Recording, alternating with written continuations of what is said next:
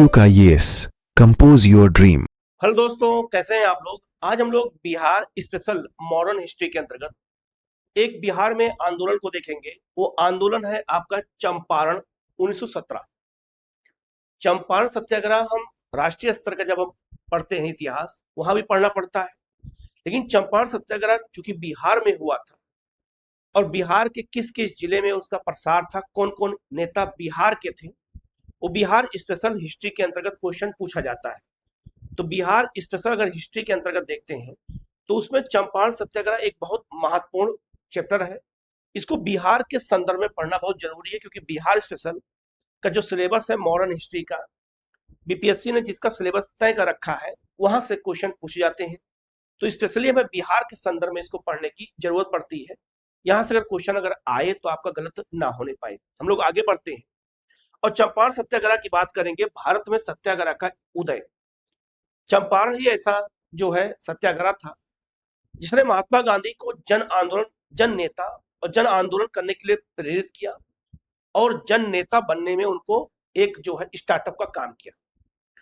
चंपारण सत्याग्रह बहुत महत्वपूर्ण है, याद रखिएगा, किसानों के संदर्भ में। वहां पर क्या समस्याएं थी, महात्मा गांधी वहां क्यों गए, उन सबको हम एक एक करके देखेंगे। कहीं कोई डाउट होगा तो पूछ लीजिएगा, उसका जवाब आपको दिया जाएगा।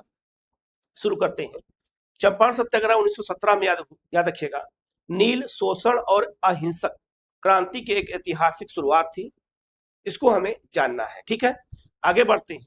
सबसे पहले बात करेंगे चंपारण सत्याग्रह की। अगर हम समस्याओं को देखें, कहाँ समस्या शुरू होती है, तो एक अंग्रेज जो नील बगान मालिक होते थे, वो लोग नील की खेती करने के लिए तीन कठिया पद्धति का इस्तेमाल। तीन कठिया पद्धति याद रखिएगा, बिहार में जैसे उत्तर प्रदेश में बिस्वा बिस्वा को मिला करके बीघा बनता है, वैसे बिहार में कट्ठा को मिला करके बीघा बनता है। तो कट्ठा अलग अलग होता है, बिस्वा को कट्ठा बिहार में कहा जाता है। तो तीन कठिया पद्धति, अपनी ही जमीन पर गुलामी, अर्थात अपनी ही जमीन पर अनिवार्य रूप से खेती करनी होती थी नील की, और नील की खेती करना अनिवार्य था। और उस समय ये नियम लाया गया।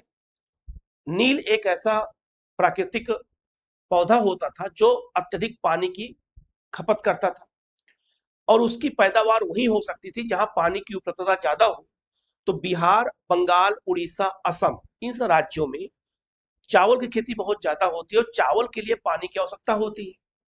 उसी संदर्भ में नील के लिए भी पानी की आवश्यकता होती है, इसीलिए चावल वाले क्षेत्रों में ही नील की खेती करने का निर्णय लिया गया और नील की खेती को अनिवार्य बनाया गया।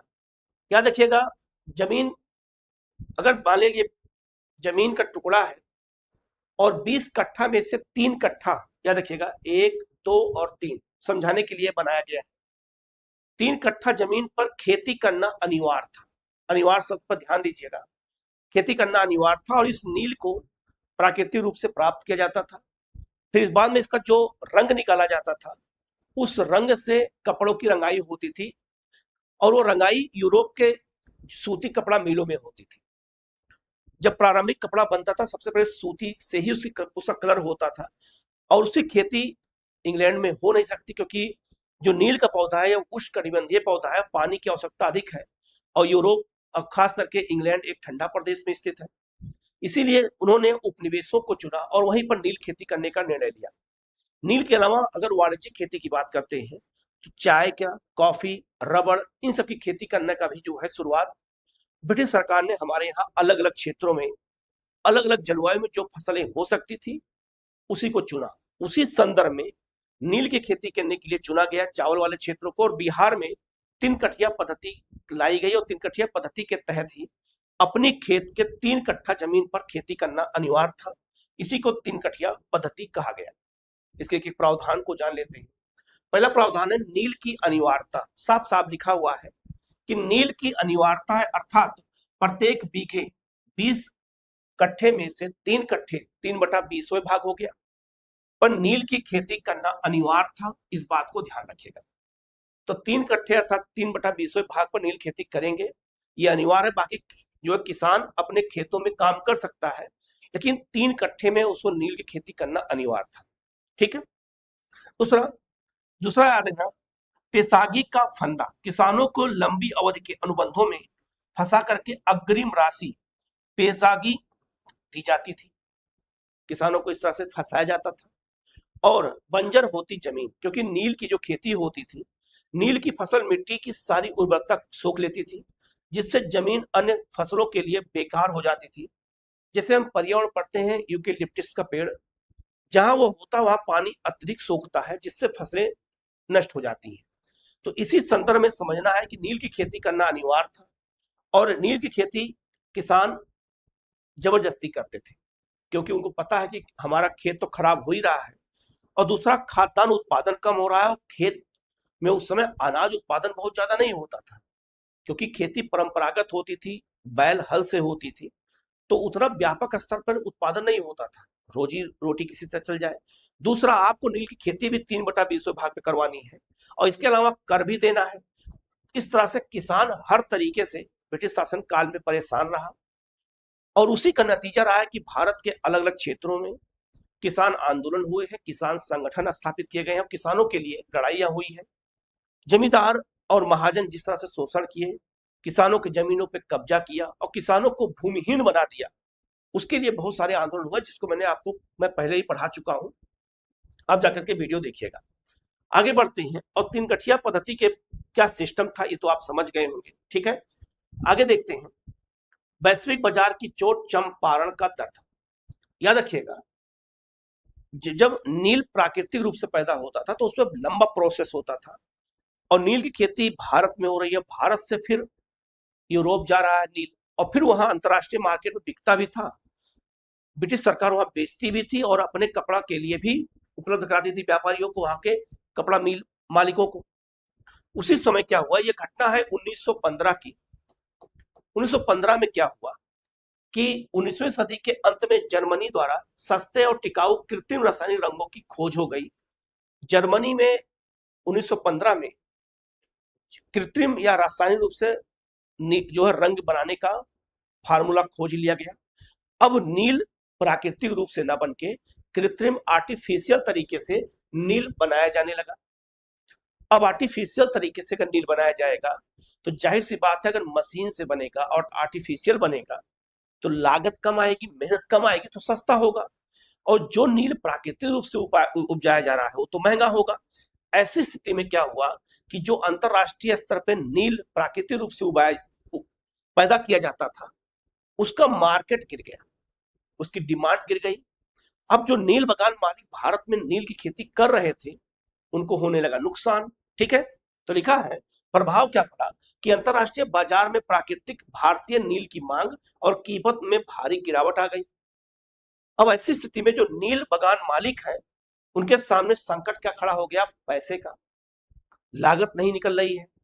तब उन्होंने निर्णय लिया कि जो भारत में हम तिनकठिया पद्धति के तहत खेती करवा रहे हैं, अब मुझे उससे नुकसान हो रहा है, तो हम उस अनुबंध को तोड़ना चाहते हैं, और अनुबंध को तोड़ने के लिए हमें किसानों से भारी मात्रा में लगान लेना पड़ेगा। और यही कारण था चंपारण सत्याग्रह के आंदोलन का, विद्रोह का, सत्याग्रह। तनाव क्या हुआ कि तिनकठिया, ध्यान समझिएगा, कि तिनकठिया अनुबंध से मुक्त करने एवज में वसूले गए अवैध कर।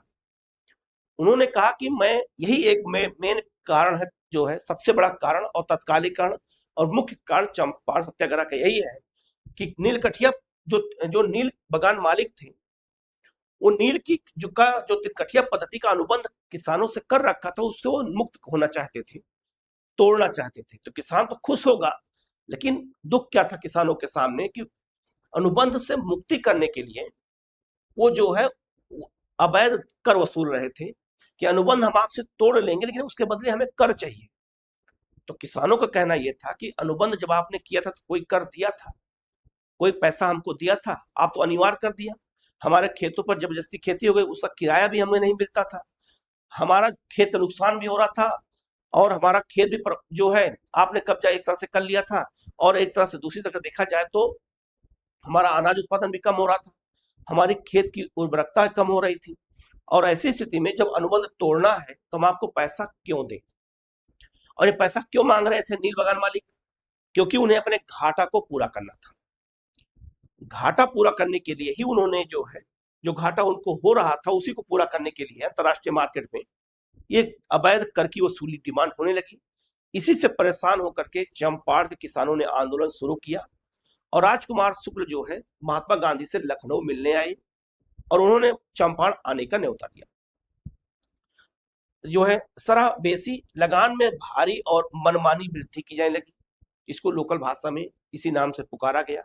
शोषण, ब्रिटिश बगान मालिकों ने अपने कारखाने बंद किए लेकिन अपने नुकसान की भरपाई किसानों से की। जो मैंने आपको बताया कि जो नुकसान हो रहा है उसकी भरपाई हम यहीं से करेंगे, क्योंकि अंतर्राष्ट्रीय स्तर पर मार्केट डिमांड गिर गई और पैसा भी नहीं मिल रहा है, क्योंकि प्राकृतिक रंगों के स्थान पर कृत्रिम रंगों की खोज हो गई।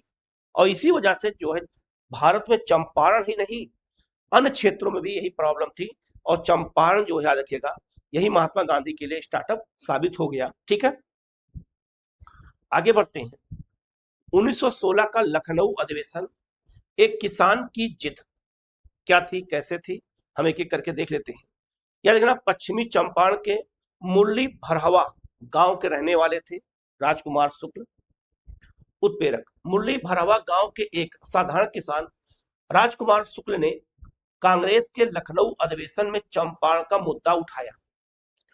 लखनऊ अधिवेशन में आपको पता होगा, मैंने कई बार बताया, आपको पता भी होगा कि अंबिका चरण मजूमदार उसके अध्यक्ष थे और यहीं पर नरम दल गरम दल एक हुआ था जो सूरत में विभाजित हो गया था, और दूसरा कांग्रेस और मुस्लिम लीग के बीच में लखनऊ समझौता हुआ था और दोनों का उद्देश्य एक हो गया था। ये दो महत्वपूर्ण लखनऊ अधिवेशन का महत्व। तीसरा महत्व यही है कि मुरली भरहवा गांव के रहने वाले साधारण किसान राजकुमार शुक्ल इसी अधिवेशन में महात्मा गांधी से मिलने आए और उन्होंने जो है चंपारण आने का न्योता दिया। ध्यान दीजिएगा, पश्चिमी चंपारण में मुरली जो आपका क्या कहते हैं भरहवा गांव है, इस गांव का नाम याद रखना। क्वेश्चन आपसे पूछा था कि राजकुमार शुक्ल किस गांव के रहने वाले थे, यही बिहार लोकल हिस्ट्री में क्वेश्चन पूछे जाते हैं। आगे बढ़ते हैं। प्रस्ताव क्या था कि राजकुमार शुक्ल ने महात्मा गांधी को व्यक्तिगत रूप से बिहार आकर किसानों की वास्तविक दुर्दशा देखने के लिए आमंत्रित किया। प्रस्ताव, ब्रजकिशोर प्रसाद द्वारा किसानों के शोषण के खिलाफ औपचारिक प्रस्ताव पेश किया गया था। यह भी याद रखिएगा, यह प्रस्ताव पेश किया गया था ब्रजकिशोर के द्वारा। आगे बढ़ते हैं। राजकुमार शुक्ल ने महात्मा गांधी को व्यक्तिगत रूप से बिहार आकर के किसानों की दुर्दशा के लिए जो आमंत्रित किया था, तो जब महात्मा गांधी से राजकुमार शुक्ल मिले, कि जब राजकुमार शुक्ल आए और उन्होंने हमसे मिलकर और चंपारण की दुर्दशा के बारे में जब बताया, तो मैंने कहा कि मुझे ना तो चंपारण के बारे में पता था और ना नील की खेती के बारे में पता था। ये महात्मा गांधी ने खुद कहा है, ये बात याद रखिएगा। इसके बाद क्या हुआ कि जब महात्मा गांधी आगे कहते हैं कि मैं उनको एक बार बोल करके और निकलने लगा, तो राजकुमार शुक्ल फिर पीछे पीछे आने लगे और कहने लगे कि नहीं, आपको आना पड़ेगा, आपको हमारी बात को गंभीरता से लेना पड़ेगा। तो महात्मा गांधी फिर मुड़ के कहते हैं कि मैं भारत का जब भ्रमण शुरू करूंगा तो अपने कार्यक्रम में चंपारण को शामिल कर लूंगा। फिर वो कह करके निकल गए और आगे जब बढ़े तो फिर वो पीछे पीछे आ रहे थे। तब महात्मा गांधी फिर रुके और उन्होंने कहा कि हमारे बिहार के प्रोग्राम, बिहार की जितनी भी समस्याएं होती हैं वो हमारे जो है मित्र ब्रजकिशोर ही देखते हैं। ब्रजकिशोर बिहार से थे भी, यही देखते हैं, आप इन्हीं को बता दीजिए, ये हमको अवगत करा देंगे। और महात्मा गांधी इतना कह करके चले गए, जिसका मैं जो कटिंग है वो मैं यहाँ लगा दे रहा हूँ कि महात्मा गांधी ने क्या कहा था। और उन्होंने कहा था कि ना तो मैं चंपारण के बारे में जानता हूँ और ना ही मैं जो है नील की खेती के बारे में जानता हूँ। लेकिन महात्मा गांधी कलकत्ता गए और कलकत्ता से पटना और पटना के बाद मुजफ्फरपुर और मुजफ्फरपुर के बाद चंपारण पहुंचे थे। तो उनके आने का क्रम यही था, चंपारण जाने का। ये बात याद रखिएगा, ठीक है। आगे बढ़ते हैं। तो लखनऊ 16 में हुआ था, यहीं पर जो है आमंत्रण दिया और कहा कि आप आइए और किसानों की दुर्दशा के बारे में जो है आप पहले जो किसानों के दुर्दशा को जानिए और उनसे मुक्ति दिलाइए, ये उन्होंने बताया। आगे बढ़ते हैं। जमीनी संघर्ष, गांधी जी के आगमन से पूर्व की आवाज। जब महात्मा गांधी नहीं पहुंचे थे चंपारण, उससे पहले भी वहां पर काम शुरू हो चुका था, आंदोलन शुरू हो चुका था। तो कुछ वहां के प्रमुख नेता और कुछ प्रमुख प्रोग्राम को जान लेते हैं। संत राउत बेतिया के नेता थे। इन्होंने बिखरे हुए किसानों को एक मंच पर संगठित करने में अहम भूमिका निभाई थी। तो चंपारण के किसानों के नेता में राजकुमार शुक्ल ही नहीं इंपॉर्टेंट है, ये लोग भी इंपॉर्टेंट है आपके एग्जाम के पॉइंट व्यू से। इनके बारे में पूछा जा सकता है कि संत राउत किस आंदोलन से जुड़े हुए थे या वो कहाँ के रहने वाले थे। तो बेतिया के रहने वाले थे और उन्होंने भी किसानों को संगठित करने का प्रयास किया था। पीर मुनीस एक स्थानीय पत्रकार थे। इन्होंने अपने अखबार और लेखों के जरिए चंपारण के किसानों की दुर्दशा को बाहरी दुनिया के सामने उजागर किया था। तो पीर मुनीस को भी याद रखिएगा, इन्होंने अपने पत्रकारिता के बल पर किसानों की आवाज को दुनिया के सामने रखा। तो इनका भी रोल है चंपारण में, इनको भी याद रखना। यहां से भी क्वेश्चन आपसे पूछा जाएगा, तो गलती मत करिएगा, ठीक। इसके बाद शेख गुलाम, याद रखिएगा, जमीनी प्रचारक थे। गांव गांव जाकर के किसानों से अपने अधिकारों के प्रति जागरूकता फैलाई थी, इनका भी रोल है इसमें। और याद रखना, लोमराज सिंह स्थानीय जागरूकता, शोषणकारी अनुबंधों के खिलाफ ग्रामीण लामबंदी का नेतृत्व किया था लोमराज सिंह, इनका भी चंपारण के सत्याग्रह में योगदान है। तो राजकुमार शुक्ल के अलावा इनका भी योगदान है, इन सबका भी योगदान है। तो इनके बारे में भी याद रखिएगा, क्वेश्चन यहां से पूछा जाता है, तो गलती मत करिएगा, इसको अच्छे से याद कर लीजिएगा। क्वेश्चन यहां से आता है, इन सब शख्स के बारे में भी आपको जानकारी होनी चाहिए। 15 अप्रैल 1917 को जब एक आदेश को अस्वीकार कर दिया गया, क्या था? आगे बढ़ते हैं कि एक डेट के अनुसार चलते हैं, तो आपको चीजें अच्छे से समझ में आ जाएंगी और पूरी घटना आपको समझ में आ जाएगा। 10 अप्रैल को गांधी जी कलकत्ता से पटना पहुंचे। तो उन्होंने कहा ही था कि मैं भारत के भ्रमण में चंपारण को शामिल कर लूंगा, उन्होंने वही किया जो उनको करना था। और 10 अप्रैल को गांधी जी कलकत्ता से पटना पहुंचे। 15 अप्रैल को चंपारण मोतिहारी आगमन हुआ। प्लांट्स अब कहा जाए तो एसोसिएशन के सचिव J.M. विल्सन से जांच में सहयोग मांगा था महात्मा गांधी। उन्होंने कहा मोतिहारी के जो है, ये क्या कहते हैं, चंपारण मोतिहारी के जो सचिव थे, क्या नाम है किसका, तो प्लांट्स एसोसिएशन के, उनका नाम था विल्सन, उनसे जांच में सहयोग मांगा था महात्मा गांधी ने, इनको भी याद रखना। 16 अप्रैल का फरमान, जिला मजिस्ट्रेट W.J.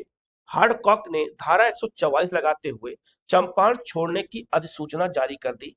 अब आपसे क्वेश्चन पूछा जाएगा कि महात्मा गांधी को जो है अधिसूचना किसने जारी किया था, इनका नाम याद रखिएगा, जो है हार्डकॉक को। यही जिला मजिस्ट्रेट थे उस समय, ये भी याद रखिएगा, ये भी क्वेश्चन पूछा जाता है। और इन्होंने कहा कि आप 16 अप्रैल को कहा कि आप चंपारण छोड़ दीजिए, इस कानून का आप अवज्ञा नहीं कर सकते हैं। महात्मा गांधी ने कहा मैं अवज्ञा कर सकता हूं, और महात्मा गांधी ने इस कानून को मानने से इनकार कर दिया। इसी को कहा जाता है भारत में पहला सविनय अवज्ञा। महात्मा गांधी ने अपना पहला सविनय अवज्ञा यही इस्तेमाल किया था, और सविनय अवज्ञा का मतलब होता है विनय पूर्वक कानून का उल्लंघन करना। गांधी जी ने आदेश मानने से इनकार कर दिया, उन्हें गिरफ्तार कर लिया गया, लेकिन जन दबाव के कारण 21 अप्रैल को छोड़ दिया गया। 16 अप्रैल को महात्मा गांधी गिरफ्तार किया गया और 21 तारीख को छोड़ दिया गया। तो महात्मा गांधी की पहली गिरफ्तारी थी, ये भी याद रखिएगा भारत में, ये भी क्वेश्चन पूछा जा सकता है।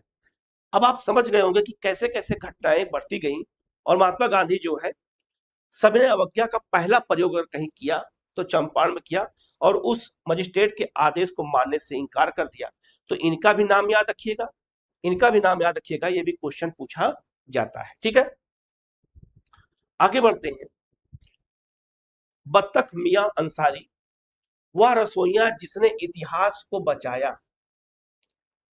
अगर महात्मा गांधी को यहां मारने की साजिश रची गई थी और बत्तख मियां नहीं बचाए होते उनको, एक रसोइये थे, तो इतिहास में ना तो सविनय अवज्ञा आंदोलन होता, न महात्मा गांधी गोलमेज सम्मेलन के अध्यक्ष बनते, और महात्मा गांधी उसके बाद जितने भी काम किए थे वो इतिहास में दर्ज नहीं हो पाता। तो इतिहास को बचाया है किसने? बत्तख मियां ने। साजिश क्या था? अंग्रेज नील बगान मैनेजर इरविन ने, ये वो इरविन नहीं है जो इरविन वायसराय थे, अंग्रेज नील बगान मैनेजर इरविन ने बातचीत के बहाने गांधी जी को भोजन पर बुलाया और अपने रसोइये बत्तख मियाँ को दूध में जहर मिलाने का सख्त आदेश दिया था। तो बत्तख मियाँ भी याद रखिएगा, बत्तख मियाँ किसके रसोइये थे? तो वो क्या कहते हैं, नील बगान मैनेजर इरविन के थे। ये बात याद रखिएगा। तो इरविन का भी नाम याद रखिएगा, ये भी क्वेश्चन आपसे पूछा जा सकता है कि महात्मा गांधी को जो जहर डाला गया था, दूध मिलाने का आदेश बत्तख मियाँ को दिया गया था, वो कौन बुलाया था महात्मा गांधी को खाने पे? तो इनका भी नाम याद रखिएगा, इरविन ने बुलाया था। बलिदान, बत्तख मियाँ ने दूध का गिलास नीचे गिरा दिया और रोते हुए गांधी जी और डॉक्टर राजेंद्र प्रसाद को हत्या की साजिश बता दिया, जिसने बाद में कह सकते हैं कि इतिहास को बचा लिया। और कीमत क्या हुआ कि अंग्रेजों ने उन्हें जेल में डाल दिया, उनकी सारी जमीन छीन ली और उन्हें परिवार सहित गांव से निकाल दिया गया, बत्तख मियाँ को। तो ये बात याद रखिएगा कि महात्मा गांधी को बचाने में बत्तख मियाँ का जो योगदान है उसको भारत को नहीं भूलना चाहिए, भारत के इतिहासकारों को नहीं भूलना चाहिए कि जो योगदान उन्होंने दिया है उस योगदान को भुलाया नहीं जा सकता। इसे इतिहास के पन्नों में दफन कर दिया गया था। वो तो को शुक्र मनाओ कि बीपीएससी ने इस क्वेश्चन को पूछ दिया, और बीपीएससी का ध्यान ले कौन गया? तो तेजस्वी यादव ले गए थे। तेजस्वी यादव ने विधानसभा में इस पे भाषण दिया था कि बत्तख मियाँ पर, अगर आप कभी ना हो तो आप नेट पर जाकर के देखिएगा, विधानसभा में उन्होंने भाषण दिया, बत्तख मियाँ के बारे में बताया, ध्यान गया, बीपीएससी ने क्वेश्चन पूछ दिया। तो ये बात याद रखिएगा कि बत्तख मियाँ का योगदान है, उसमें कोई नकार नहीं सकता, उन्होंने उनकी जान बचाई है। तो ये बिहार स्पेशल चंपारण जब पढ़ते हैं तो ये सब चीजें हमें ध्यान रखना जरूरी होता है, ठीक है। सत्याग्रह के रणनीतिकार, राष्ट्रीय और स्थानीय नेतृत्व का महासंगम शुरू हुआ। महात्मा गांधी की बात करें, कानूनी और रणनीतिक टीम, डॉक्टर राजेंद्र प्रसाद, ब्रजकिशोर, अनुग्रह नारायण सिंह, ये सब महात्मा गांधी के टीम में शामिल हुए।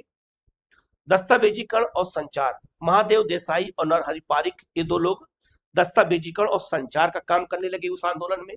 तो सबके काम महात्मा गांधी ने बांट दिया था, ये सब महात्मा गांधी के साथ गए थे। तो ये सब चीजें कोई बताता नहीं, मैं बता दे रहा हूँ, ऐसा मैं नहीं कि मैं बहुत 30 मार खाऊं हूं, लेकिन चीजें पता है इसलिए बता दे रहा हूँ, ठीक है। कानूनी और रणनीतिक टीम में कौन कौन शामिल था महात्मा गांधी के? हो सकता है बीपीएससी क्वेश्चन पूछ दे तो क्या करोगे? तो याद रखना, उसमें डॉक्टर राजेंद्र प्रसाद, ब्रजकिशोर प्रसाद और अनुग्रह नारायण सिंह थे जो रणनीतिक टीम में थे और कानूनी काम कर रहे थे, क्योंकि वो उसमें राजेंद्र प्रसाद वकील भी थे।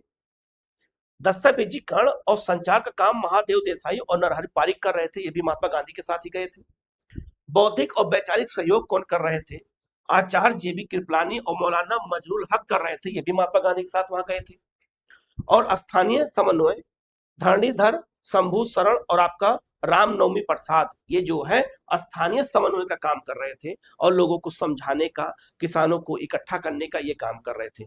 तो महात्मा गांधी के साथ जो लोग वहां गए थे घूमने नहीं गए थे, या महात्मा गांधी उन लोगों को चंपारण घुमाने नहीं ले गए थे, उनको अपने अपने काम से ले गए थे। सबको काम महात्मा गांधी ने बांट दिया था कि आपका काम ये है, आपका काम ये है और आपका काम ये है। तो क्वेश्चन बीपीएससी जब आगे पूछेगा तो यही सब क्वेश्चन पूछेगा ना कि कानूनी और रणनीतिकार कौन थे, दस्तावेजीकरण और संचार व्यवस्था कौन देख रहा था, स्थानीय समन्वय का काम कौन कर रहा था, बौद्धिक वैचारिक सहयोग कौन कर रहा था, तब क्या करोगे? तो इसको याद रखिएगा, क्वेश्चन यहां से पूछा जाता है, गलती बिल्कुल मत करिएगा, ठीक है। आगे बढ़ते हैं। सत्याग्रह का विज्ञान, साक्ष्य आधारित न्याय की प्रक्रिया क्या है? डेटा संकलन, गांधी जी और उनकी टीम ने गांव में घूमकर हजारों शोषित किसानों की व्यक्तिगत गवाहियां और साक्ष्य दर्ज किए, क्योंकि कानूनी लड़ाई अगर लड़ना पड़ जाए तो हमारे पास दस्तावेज होना चाहिए ना, हमारे पास कागज होना चाहिए। तो डेटा संकलन करने का काम महात्मा गांधी ने किया कि पहले जाके किसानों से पूछे, तो ऐसा नहीं है कि दो चार किसानों कहने पर हम शुरू कर दें। क्या शोषण हुआ है कि नहीं हुआ है, लगान की मांग की जा रही नहीं की जा रही है, तो डाटा इकट्ठा करना जरूरी है ना। तो डाटा इकट्ठा किया महात्मा गांधी ने। तथ्यात्मक रिपोर्ट क्या है कि 13 मई 1917 को गांधी जी ने स्वतंत्र जांच के आधार पर अपनी विस्तृत जो है अकाट्य रिपोर्ट बिहार उड़ीसा के मुख्य सचिव को सौंप दिया। रिपोर्ट बनाया, 13 मई को रिपोर्ट को सौंपा गया कि जो किसान कह रहे हैं वो सही है और इस पर आपको अमल करने की जरूरत है। तथ्यात्मक संस्थागत कार्रवाई क्या हुई? इस भारी साक्ष्य के दबाव में ब्रिटिश सरकार को मजबूरन चंपारण एग्रेरियन समिति का गठन करना पड़ा। ऐसे नहीं किया था उन्होंने। महात्मा गांधी ने जब तथ्यात्मक रिपोर्ट जारी किया और किसानों से सर्वे कराया अपने टीम के द्वारा, और तब रिपोर्ट जब सचिव के सामने पेश किया तो ब्रिटिश सरकार के सामने रास्ता ही नहीं बचा कि अब करे तो करे क्या। तब उन्होंने क्या किया, और उन्होंने जो है चंपारण एग्रीरियन समिति का गठन कर दिया, जिसे चंपारण के बारे में जांच करना शुरू किया। तो रिपोर्ट के आधार पर जब रिपोर्ट भारी साक्ष्य के साथ रिपोर्ट दर्ज की गई, तो वो पेश किया गया, तो ब्रिटिश सरकार के पास विकल्प ही नहीं था। तो याद है ना, टीम के साथ महात्मा गांधी जो गए थे, जो उन्होंने काम किया, जो उन्होंने सत्याग्रह का विज्ञान, साक्ष्य आधारित डाटा या न्याय की प्रक्रिया को काम किया, ये भी इंपॉर्टेंट है। इसको भी याद रखना जरूरी है, इंपॉर्टेंट है। तो व्यवस्थित चीजों को जब तक हम नहीं समझेंगे, नहीं पढ़ेंगे, इसलिए हमारे क्वेश्चन गलत हो जाते हैं। ठीक है। चंपारण कृषक समिति बनाई गई, चंपारण एग्रीरियन कमेटी बनाई गई। गठन क्या हुआ कि तत्कालीन उपराज्यपाल एडवर्ड अल्बर्ट ने गेट द्वारा किसानों की स्थिति की जांच के लिए गठित किया गया। याद रखना, पूछा जाएगा कि जब चंपारण कृषक समिति गठित की गई थी तो उपराज्यपाल कौन थे। तो उपराज्यपाल याद रखना एडवर्ड अल्बर्ट गेट थे, और इन्होंने ही किसानों की स्थिति की जांच के लिए समिति का गठन किया था। तो समिति का गठन किसने किया था? उपराज्यपाल ने, अर्थात एलजी ने किया था। ये बात याद रखिएगा, जो उस समय के थे बिहार के अध्यक्ष। याद रखना, इस चंपारण एग्रीरियन या कृषक समिति जो बनाई गई थी, इसके अध्यक्ष कौन थे? तो इसके अध्यक्ष FG सलाई। जाके पेपर देखिएगा, कई बार क्वेश्चन आया हुआ है। FG सलाई इसके अध्यक्ष थे। मध्य प्रांत के आयुक्त थे। ये मध्य प्रांत के आयुक्त थे, मध्य प्रदेश के आयुक्त थे। उनको बुलाया गया और वही जो है इसके अध्यक्षता किया था चंपारण कृषक समिति के। अब जरा अगर क्वेश्चन आपसे पूछ दिया जाए अभी कि चंपारण कृषक जो समिति बनाई गई थी जिसके अध्यक्ष FG सलाई थे, वो किस प्रांत के आयुक्त थे? बुखार चढ़ जाएगा लोगों के। वो मध्य प्रांत के आयुक्त थे, ये भी याद रखिएगा, ये भी क्वेश्चन पूछा जाएगा आपसे। ठीक है। किसानों के प्रतिनिधि कौन है? महात्मा गांधी। तो इस समिति में महात्मा गांधी भी शामिल हुए हैं, ये भी याद रखिएगा, किसानों के प्रतिनिधि के रूप में। अन्य सदस्य के रूप में LC अदामी, राजा हरिहर प्रसाद नारायण सिंह, और आपका TJ रीड और आपका G रैनी, इतने लोग इस समिति के सदस्य थे, अन्य सदस्यों में थे। इनका भी नाम याद रखिएगा, ये भी क्वेश्चन पूछा जा सकता है।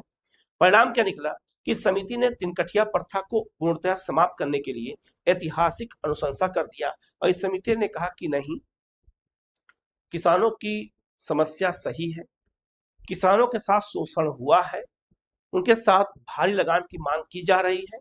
और चूंकि महात्मा गांधी तथ्य के साथ इस समिति में पेश भी हुए होंगे, और साथ जो तथ्य इकट्ठा किया था, जो डाटा इकट्ठा किया था, वो डाटा महात्मा गांधी ने पेश किया होगा। इसी आधार पर ब्रिटिश सरकार जब ये समिति भी अपना काम की होगी तो वहां भी झुकना पड़ा होगा समिति को। वो भी चाहते होंगे कि हम नील बगान मालिकों का पक्ष लें, लेकिन चूंकि महात्मा गांधी बिल्कुल डाटा के साथ बैठे हुए हैं, कहां जाओगे। इसीलिए परिणाम क्या निकला? तिनकठिया पद्धति को समाप्त करने का निर्णय लिया गया, ये अनुशंसा किया गया कि इसको समाप्त किया जाए। अब समझो इस समिति के सुझाव पर आगे की कार्रवाई क्या होती है। तो आगे क्या हुआ, जो है चंपारण सत्याग्रह से पहले और बाद थोड़ा तुलना कर लेंगे तो और अच्छा रहेगा। 1916 शोषण का चरम चल रहा था 16 में, और 18 न्याय की जीत हुई। क्या चीजें? जबरन तिनकठिया 3/20 भाग पर खेती अनिवार्य था। चंपारण कृषक अधिनियम 1918 पारित किया गया, और तिनकठिया हमेशा के लिए समाप्त कर दिया गया 18 में। भारी जो है सर हवेसी और अवैध जो है तवान कर लिया जाने लगा, यह स्थानीय कर थे। और यूरोपीय बगान मालिकों का निरंकुश वर्चस्व उस समय जारी था। लेकिन 18 में जब न्याय की जीत हुई तो अवैध वसूली का 25% हिस्सा किसानों को वापस लौटा दिया गया, और अगले एक दशक में अधिकांश यूरोपीय बगान मालिक चंपारण छोड़कर चले गए। तो जाकर के किसानों को जो जीत मिली, और महात्मा गांधी को ये स्टार्टअप मिल गया, और महात्मा गांधी यहीं से एक जन नेता के रूप में तेजी से उभर आए। अब भारत के किसी भी कोने में अगर किसानों की समस्या उत्पन्न हो रही है या किसी अन्य वर्ग की समस्या उत्पन्न, सब चाहते थे कि महात्मा गांधी आए। महात्मा गांधी के पास डेली लेटर का भंडार हो जाता था, मतलब गट्ठर जमा हो जाते थे कि हमारे यहाँ ये, हमारे यहाँ ये, लेकिन वो हर जगह नहीं पहुंच पा रहे थे। इतिहास में बहुत कम चीजें लिखते। जब आप बिपिन चंद्रा को ठीक से पढ़ेंगे तब आपको पता चलेगा कि नहीं, उस चीजों में, सब चीजों में ये सब चीजें लिखी गई हैं। तो आजकल की जो किताबें आजकल आती है ना, वो सब चीजें नहीं लिखते हैं। सत्याग्रह की जन्मस्थली एक वैचारिक क्रांति, भारतीय स्वतंत्रता संग्राम में अहिंसक रहा, सविनय अवज्ञा का प्रयोग पहली बार यही हुआ, चंपारण 1917 में। याद रखिएगा, एक सफल प्रयोगशाला। चंपारण केवल एक कृषि विवाद का समाधान नहीं था, यह ब्रिटिश साम्राज्य के खिलाफ अहिंसक सत्याग्रह और सविनय अवज्ञा का पहला परीक्षण भी था। यह भी याद रखिएगा, ये महात्मा गांधी का पहला अहिंसक सत्याग्रह, ये महात्मा गांधी का पहला सविनय अवज्ञा सत्याग्रह, ये महात्मा गांधी का पहला सत्याग्रह था। याद रखिएगा, भारत में राष्ट्रीय नेतृत्व का निर्माण, इसी आंदोलन ने डॉक्टर राजेंद्र प्रसाद, जेबी कृपलानी और जैसे भविष्य के राष्ट्र निर्माताओं को गढ़ा, और इनकी, महात्मा गांधी के साथ साथ इनकी भी पहचान बन गई। आगे, जनता में निडरता। इस जीत ने जो है सदियों से डरे हुए भारतीय किसानों को सिखाया कि सत्य और शांति के बल पर दुनिया की सबसे बड़ी सल्तनत को भी झुकाया जा सकता है, और महात्मा गांधी को यहीं से जो है सर्वमान्य राष्ट्रीय नेता के रूप में स्थापित कर दिया।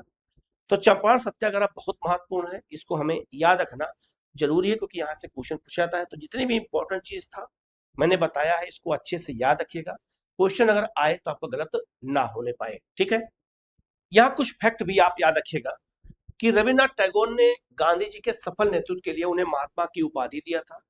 जब चंपारण में सफल हो गए तो इसीलिए महात्मा गांधी की उन्हें उपाधि मिली, और किसानों ने पहली बार उन्हें प्रेम से बापू कहा था।